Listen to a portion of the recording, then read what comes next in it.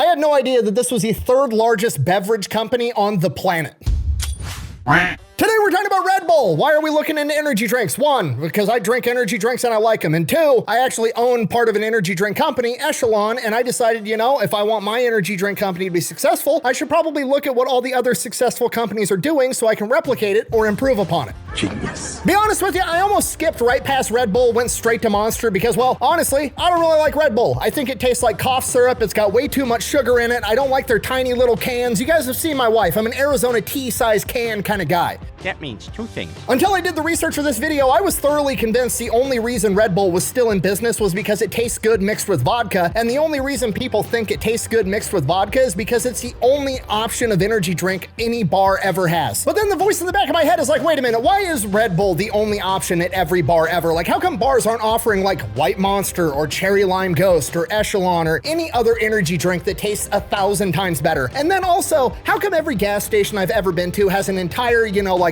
door dedicated almost exclusively to Red Bull while all the other energy drinks have to share shelf space? So I'm like, okay, maybe I'm living in a bubble. Maybe Red Bull is way more popular than I think it is. And boy, is it, because they have 43% of the global market share for energy drinks. To put that into perspective, they sold almost 14 billion cans of Red Bull last year. Okay, do you understand how big of a number 14 billion is? That's 200,000 tons of aluminum just for the cans alone. Okay, that's like 440 million pounds of aluminum every single year just in Red Bull cans. Okay, I'm just yelling big numbers at this point. To put it into perspective, the Iowa class battleships, the biggest battleship America's ever created, is 57,000 tons. You're putting out Red Bull cans equivalent to 4 of the largest battleships ever fucking made every single year. So yeah, they're way more popular than I thought, and we're gonna get into it right after a word from our sponsor. This video is brought to you by Henson's Shaving. Okay, look, they've sponsored the channel before, and every single time I get comments, why is the guy with the beard recommending a shaving product? Okay, I have to separate the face hair from the chest hair at some point, okay? There is some amount of shaving going on. And for that shaving, I use Henson's. Why? Because they sent me one for free 3 years ago and paid me a bunch of money to do ads for them. Obviously, you weren't expecting a YouTuber to be upfront about it, were you? Nope.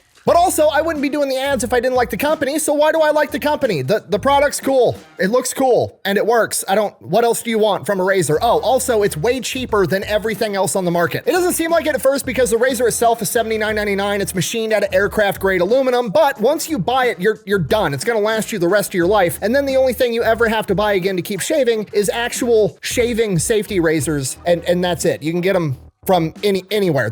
All the safety razors fit. You don't have to buy their special proprietary ones, and it's like one box is $5, and it's lasted me 3 years. I haven't even got through my first box yet. Every other shaving company is like, oh, we buy our special handle and then we have these click cartridges that go on top, and on the click cartridge there's 17 different smaller razor blades, and there's this gel pad that gums up after 2 fucking uses, and by the way, it's 5 cartridges, is like $30. It'll last you about a month. So you can basically spend like $30 to $40 a month on shaving stuff, or you could just pony up one time, buy the thing you need, and then you could shave for the rest of your life. That's it, that's the ad. Buy nice shit, buy it once, use it for the rest of your life. I'll have a link in the description down below. Back to the video. All right, let's take it from the top. 1976, Thailand. There's this guy by the name of Chaleo Yovuda. He grew up in rural Thailand as the son of a duck farmer, which I didn't know was a thing, but whatever. Anyways, he grows up, he decides he doesn't want to be a duck farmer forever, so he moves down to the big city of Bangkok, the capital of Thailand. While there, he works as a bus driver and a pharmaceutical salesperson, and then eventually opens up his own pharmaceutical company called TC Pharmaceuticals. They basically import cosmetics and antibiotics. And in 1976, he decides he wants to create his own energy tonic, which is a popular product in Asia at this point in time, not really popular or well known anywhere else in the world. Basically, it's like the predecessor to what we know as an energy drink today. It's these little shots that you can buy at the pharmacy. They've got caffeine, taurine, B vitamins, all the shit that's in a normal energy drink. You go to the pharmacy, you buy it, you drink it. It's like drinking an energy drink. Buh! I heard they put bull cum in it too. Buh! No, they did not put bull semen in the Red Bull, okay? It's an internet myth. The whole myth comes from the word taurine, which is in like every energy drink ever. Taurine refers to the word Taurus, you know, like a bull, and everybody's like, oh, it must obviously mean bull semen. No, it's literally just a derivative of red meat, okay? You get taurine from eating a steak, they just extract it and they put it inside the energy drink, okay? It's not that. Moving on. I assumed there was semen on everything. So he ends up making his own. He calls it Krating Dang, which is Thai for red gore, and a gore is like this type of bull-looking animal they have over in Thailand. It's like a symbol of strength. And from here, he just starts selling his product. He's a pharmaceutical rep. It's an easy layup for him, right? Oh, you want to buy this new energy tonic too? Great, here you go. And he's selling it to all these pharmacies. And then he decides, you know what? People that are shopping at pharmacies don't really need energy drinks. The people that need this are people like my parents, the farmers, the people like me when I was being a bus driver, like blue collar people that are actually working for a living are the people that need this product. I need to market it towards them. So he starts marketing to the blue collar workforce, and the main way he does this is by sponsoring Muay Thai fights, which is like the biggest sport in Thailand. It's like sponsoring the NFL in America. And pretty soon he goes from selling his product inside of pharmacies to selling his product in pretty much every convenience store type location. I mean, they don't really have gas stations back then in Thailand like America has gas stations, but think of like roadside mom and pop shops where you'd buy like food, water, drinks, stuff like that. Anything you would need, there's Krating Dang there right by the register. Okay, it's kind of like those weird gas station boner pills that you see at truck stops, okay? Don't give me that look. You know exactly what I'm talking about. They've got like the one pill in the package with like a rhino charging at you and like an explosion in the background. It's like, be bigger, harder, for longer, bleh. Okay, and then right next to that, there's Krating Dang, an energy tonic with two giant Red Bulls headbutting each other. Like it's one of those. But Krating Dang actually becomes outrageously popular and is being sold all over Thailand because again, Chaleo tapped into a market that nobody else was targeting, blue collar, hardworking people that actually needed a product like this. Fast forward to 1984, an Austrian businessman by the name of Dietrich Dietrich, his name's Dietrich. You say your name right now. He's a marketing guy for some big company. He flies into Thailand for a business meeting. He's got jet lag, so before his business meeting, he stops at a convenience store, sees this energy tonic that's supposed to, you know, give you a little pick-me-up, decides to drink it. It cures his jet lag. He absolutely loves it. Problem is, they don't have products like this anywhere in Europe where he's from. And he's a marketing guy. He sees the potential. So he ends up going to Chaleo and like, hey, we need to start a new company and start marketing this to Europe and the United States of America. People in the West would absolutely love this shit. So they end up working out a deal. Chaleo can keep Krating Dang. That's his own company. That's his thing. That's what they're going to sell in Asia. But they're going to start a new company to market this product in Europe and the United States of America. And nobody knows what the fuck a gore is in those places. So they're going to rename it to Bull. And they create what we know today as Red Bull, 49% owned by Chaleo, 49% owned by Dietrich, and 2% owned by Chaleo's son. You guys are getting paid? Dietrich then takes Krating Dang back over to Europe for product testing, and people do not like it. Okay, it's not very good. It's literally like medicine at this point in time. So they refine the formula, they add some sugar, they carbonate it, they make it more like a beverage, and then they send it back into product testing, and it does okay. Okay, this is the same flavor of Red Bull that we have today, right? Like it's not good. And I'm assuming it's because flavor science back in like the 1980s wasn't that great. Like energy drinks today, they taste exactly like Sour Patch Kids or Swedish Fish or anything that you can have a flavor for. They somehow managed to make that liquid taste like that. Like you could have a Doritos flavored energy drink if that's what you really wanted in 2026. Don't tempt me with a good time. And then you have like Red Bull, the OG energy drink, and it tastes like Red Bull. Like there's no even identifiable flavor that it kind of tastes like. It tastes like sweet chemicals. Kerosene is fuel, Brian. Red Bull is fuel. Kerosene is Red Bull. See, Brian? I feel great. Now, to most people, you'd be like, okay, well, let's figure out how to make it taste better so people will want to drink it. But Dietrich, being a mad genius, is like, no. Tasting like shit is actually a strength because then if it tastes like medicine, people will know that it actually works. Which is one of those things where it's like, it's so stupid that it's actually brilliant because that's exactly what a lot of people are gonna think. Like I know so many people that are like, no, if it sucks to do, it must be good for me. Okay, if you're not picking up what I'm putting down, I'm trying to tell you that Red Bull is like the craft beer of the energy drink world. Okay, we've all been around these craft beer people where you like go to the brewery with them and they're like, oh, do you like IPAs? Do you like sours? And you're like, I have no idea, dude. I just like beer, just whatever you recommend, that's what I'll try. And then they order you what they supposedly like and they hand it to you. It doesn't even look like beer. It looks like a potion that some wizard just made in the back. It's all thick and foamy and shit. It's always got some stupid name like, okay, this is my favorite IPA. It's Purple Unicorn Muffin Tops. Then you take a smell of it and it smells like grass clippings and regret. And you're like, you don't want to be rude. So you try this guy's good beer and it tastes like you dissolved a pine cone in acetone. It's horrible. And then they get all smug and arrogant like, oh, you don't like it? Can you not handle the hoppiness? You don't like the bitterness sweetness of it. Maybe your palate's just not refined enough. Like, no, fuck off. That tastes like carbonated tree bark. You know that tastes horrible. This tastes like somebody poured it for an old boot. Actually, it's a sneaker. Sorry, I'm getting sidetracked. Anyways, Red Bull is supposed to taste bad, like it's part of the marketing strategy. And from here, Dietrich really turns on the marketing genius because he's like, you know what would pair perfectly with we've designed it to taste bad so people know that it works?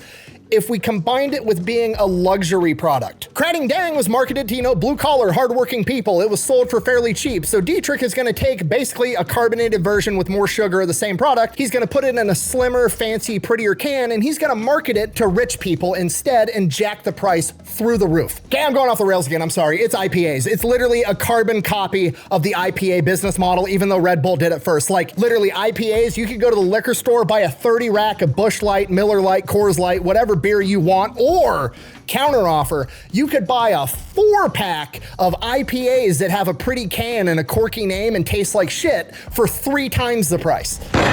But hey, you get to pretend like you're sophisticated and better than everybody else, so it's worth it. I'm sorry, I really don't like IPAs, if you guys can't tell. Moving on. Anyways, Dietrich jacks the price up. It costs like 9 cents to manufacture a can of Red Bull. They're selling anywhere from $3 to $6 a can, depending on size. Now remember, we're trying to sell this to rich people. We're trying to be a luxury item. Where do we go to target rich people? So they start selling this stuff at ski resorts. And around the same time in the late 1980s, there was this other thing going on at ski resorts. It was like this cultural revolution around ski resorts, snowboarding. It was like the skater rebellious version of skiing that was for more like grungy, less hoity-toity people. And you know who fucking loved Red Bull and energy drinks? It was all the snowboarders. And Red Bull geniusly recognized this, right? Because sponsoring already established mainstream athletics is extremely expensive, but here's this other new up-and-coming sport that we think is gonna be big, and they already love our product. We're gonna start investing in that instead. So Red Bull starts sponsoring a bunch of snowboarders, and then that expands out into all the other extreme sports like skateboarding and BMX, and then it turns into Red Bull's just sponsoring anything that's like that high adrenaline junkie type stuff that you see on the internet, like jumping out of planes in a squirrel suit, or like racing a car down a mountain really fast, like anything that's dangerous where you're like, holy shit, how does somebody get that good at doing that without dying?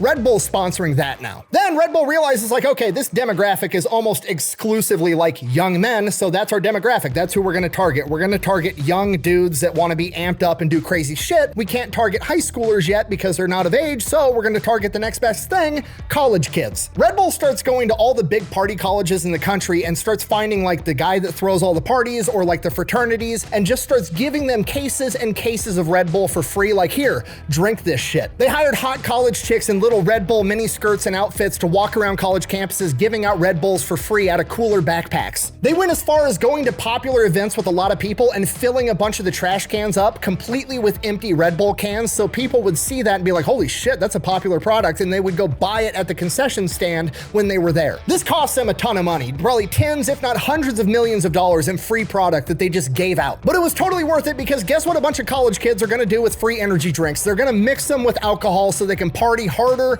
longer, and this was the birth of the vodka Red Bull, which turned into people going to bars asking for a vodka Red Bull. So naturally, after the bars got asked enough for vodka Red Bulls, they decided they needed to start stocking Red Bull. And that is why bars pretty much exclusively only carry Red Bull and no other energy drinks, because they were the only energy drink around and everybody wanted vodka Red Bulls. So when they started stocking Red Bulls so they can make vodka Red Bulls for everybody, Red Bull made them sign a licensing agreement like, hey, we'll give you this free little Red Bull mini fridge, we'll stock it for you, but here's the deal, you're only allowed to sell Red Bull energy drinks, and everybody agreed to it because at the time, they were the only energy drink around, and all those licensing agreements are still in place, and that's why almost every single bar, at least in the United States of America, just has Red Bull. So from here, Red Bull just becomes outrageously popular. Like, it is the OG energy drink. It's literally the third most profitable beverage company on the planet. It's Coca-Cola, Pepsi, then Red Bull. And if we're being honest, Coca-Cola and Pepsi aren't really competitors with Red Bull because soda and energy drinks are two different things with two completely different markets. So as far as I'm concerned, Red Bull is the Coca-Cola of the energy drink world, and just like Coca-Cola, they also got accused of having cocaine in their drink. Yeah, around this time, Red Bull was getting super popular, obviously very popular with young people, so naturally older people fucking hated it for no apparent reason. They're like, oh, it's bad for you, it's unhealthy. They're lecturing lecturing all the youth about it while drinking black coffee and smoking on a cigarette, explaining how it's bad for your heart. And then one of the things they brought up, just trying to pin Red Bull to the wall on anything they could find, was Red Bull had a like organics flavor that was Red Bull Cola, and it tested hot for having cocaine in it. Basically, because it was a cola flavor, they were using coca leaves, you know, Coca-Cola. They were using coca leaves. They were decoconized leaves, meaning they didn't have cocaine in them, kind of like decaf coffee doesn't really have caffeine, but there's still like a tiny little itty bitty trace amount of cocaine in the leaves, just like with Coca-Cola. So they went to the table being like, there's cocaine in this. I don't know. I swear to God. Swear to me. Anyways, Red Bull ended up like hiring the scientists, and they're like, you would have to drink like 12,000 cans of Red Bull to actually have that cocaine take effect. Literally, you would OD on every other ingredient in the Red Bull before you ever got a high from that level of cocaine. I believe the official wording was it was a negligible amount of cocaine, which honestly sounds like you went to court with Charlie Sheen as your lawyer, but hey, that's a great name for an energy drink flavor. Like that should be the official flavor name of Red Bull, negligible amount of cocaine. So from here, Red Bull spends years and probably a ton of money, like hundreds of millions of dollars in courts, battling with governments. They're getting banned in different countries in Europe, then they get them unbanned, then they end up getting sued because their OG tagline was Red Bull gives you wings, and they got sued because Red Bull doesn't actually give you wings, apparently. I guess they actually ended up losing the lawsuit because the court said, well, yeah, we didn't actually think it would give us wings, but we thought it would increase our athletic performance, and they couldn't scientifically prove that drinking Red Bull increased the performance, so they ended up losing the lawsuit. Okay. But Red Bull comes out the other side bigger, stronger, more popular than ever. And at this point, like I said, they're the third biggest drink company on the planet. They're making billions of dollars a year. And they're like, okay, we've got the whole, you know, young extreme sports thing on lock. We've got the college kids on lock. Now every bar is only allowed to sell Red Bull. Where do we go from here? We're finally ready. We're finally a big enough company. We can start doing those mainstream sporting athletic sponsorships that we were thinking about originally because we can afford it now. Not only can we afford it, we can afford to go a step further. You know what's cooler than sponsoring an athletic team or sponsoring an athlete? Just buying the fucking team outright. Red Bull just starts buying entire professional sports teams. They have one of the largest and most diverse professional sport team portfolios of any other entity on the planet. They're the only company on the planet that owns 2 F1 teams. They own 6 professional soccer teams, 6 pro hockey teams. They have a pro rugby team. Like, they own everything. And in another stroke of genius, they go a step further with it. Because they're buying multiple sports teams in the same sport, they use one of the sports teams as like their main team with their best talent, and they use the other sports teams as like their reserve where they train people up and get them really good and build them a fan base, and then they eventually migrate up to the top level team. And in doing this, an athlete's pretty likely to end up being like a Red Bull soccer player his entire career, or a Red Bull F1 driver his entire career. So now not only is Red Bull associated with like the team franchise, it'd be like being associated with the Indianapolis Colts. Now instead, every athlete on that team and that athlete's fan base is associated with Red Bull as well. So now Red Bull isn't just to, you know, keep with the analogy, it's not just associated with like the Indianapolis Colts, now it's associated with Peyton Manning. It's brilliant. They've vertically integrated everything flawlessly. So now not only are they making money selling their energy drinks, they use that money to buy professional sports teams, to promote their energy drink, to sell more energy drinks, but also the professional sports teams are really good and they're making money too. Rather than paying to promote their product like every other company on the planet, Red Bull literally figured out how to get paid to promote their product. It's crazy. And then their social media marketing gets even crazier because they're getting paid to do that too. Look at their YouTube channel, 27 million subscribers, and every video has millions, tens of millions, if not hundreds of millions of views. Okay, inside baseball, there's no like standard base pay for like how much money you get per view if you're big on YouTube. It depends on creator, length of video, what demographic you're in, yada, yada, yada. But the general rule of thumb is every million views is about $5,000. They've got 164 million views on a single video. That's like $820,000 they made